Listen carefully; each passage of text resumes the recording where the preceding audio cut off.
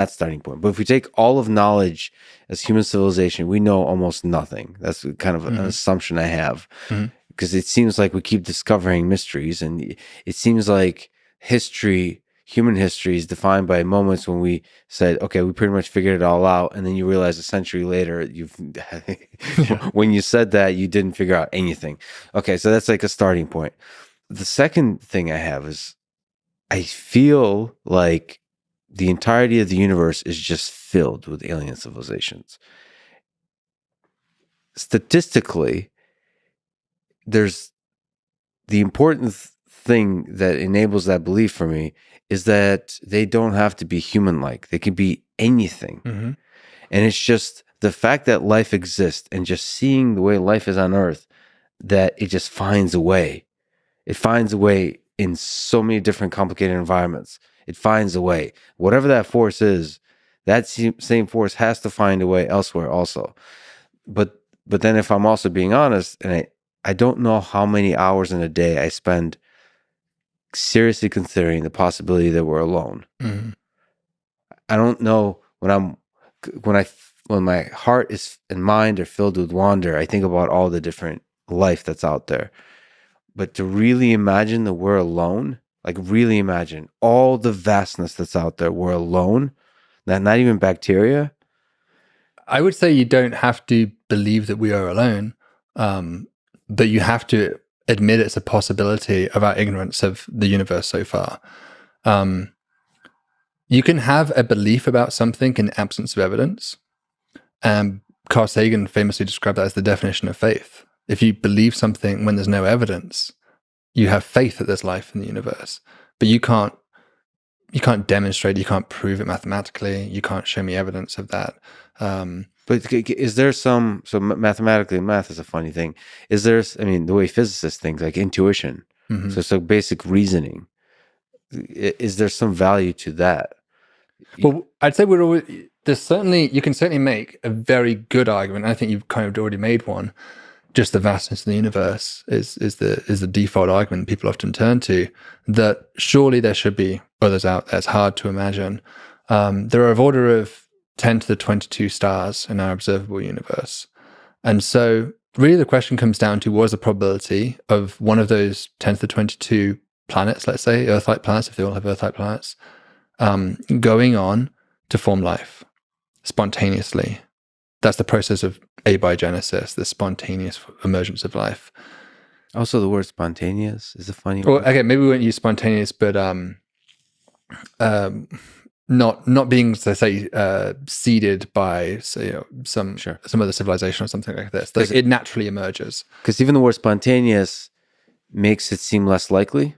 Yeah. Like there's just this chemistry and an extremely random process. Right. It could be a very gradual process over millions of years of growing complexity in chemical networks. Maybe there's a force in the universe that pushes it towards interesting complexity, pockets of complexity, that ultimately creates something like life, which we can't possibly define yet. And sometimes it manifests itself into something that looks like humans, but it could be a totally different kind of computational information processing system that we're too dumb to even visualize.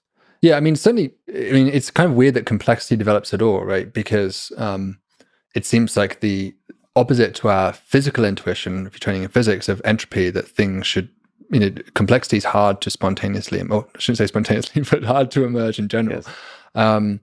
And so that's an interesting problem. I think there's been, certainly from an evolutionary perspective, you do see growing complexity. And there's a nice argument, I think it's by Gould, who shows that if you have a certain amount of complexity, it can either become less complex or more complex through random mutation. And the less complex things are stripping away something that was necessary potentially to their survival. And so in general, that's going to be not particularly useful in its survival. And so it's going to be detrimental to strip away a significant amount of its useful traits. Whereas if you add something, the most typical thing that you add is probably not useful at all. It's probably just it doesn't really affect its survival negatively, but neither does it provide any significant benefit. But sometimes, on rare occasions, of course, it will be of benefit. And so if you have a certain level of complexity, it's hard to go back in complexity, but it's fairly easy to go forward with enough bites at the cherry. You will eventually build up in complexity, and that tends to be why we see complexity grow in certainly in an evolutionary sense, but also perhaps it's operating in chemical networks that led to the emergence of life. I guess the real problem I have with the numbers game, just to come back to that, is that we are talking about a certain probability of that occurring.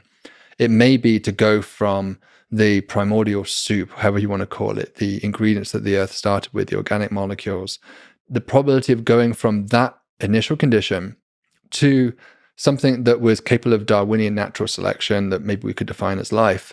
The probability of that is maybe 1% of the time that happens, in which case you're right, the universe will be absolutely teeming with life, but it could also be 10 to the power minus 10, in which case it's 1 per galaxy, or 10 to the power of minus 100, in which case the vast majority of universes even do not have life within it. Or 90%. Or 90%. You said 1%. You said 1%, but it could be 90% if the conditions, the chemical conditions of a planet are correct, or a moon are correct. I admit that. It could be any of those numbers. And the challenge is we just have no rigorous reason to expect why 90% is any, because we're talking about a probability of a probability. Is 90% more a priori likely than 10 to the power minus 20? Well, the thing is, we do have an observation, N of 1, of Earth. And it's difficult to know what to do with that, what kind of intuition you build on top of that, because on Earth, it seems like life finds a way. Okay. In all kinds of conditions, in all kinds of crazy conditions. Good. And it's able to like build up from the basic chemistry. You could say, okay, maybe it takes a little bit of time to develop some complicated technology like mitochondria. I don't know, like photosynthesis. Fine, but it seems to figure it out, and like do it extremely well. Yeah, but I would say you're describing a different process. I mean, maybe I'm at fault for separating these two processes, but to me, you're describing basically natural selection, evolution at that point. Whereas I'm really describing abiogenesis, which is to me a separate, distinct process. To you, limited to human scientists, yes, but why would it be a separate process? Why is the birth of life a separate process from the process of life? Why is I mean, we're uncomfortable with we're uncomfortable with the Big Bang. We're uncomfortable with the first thing, I think.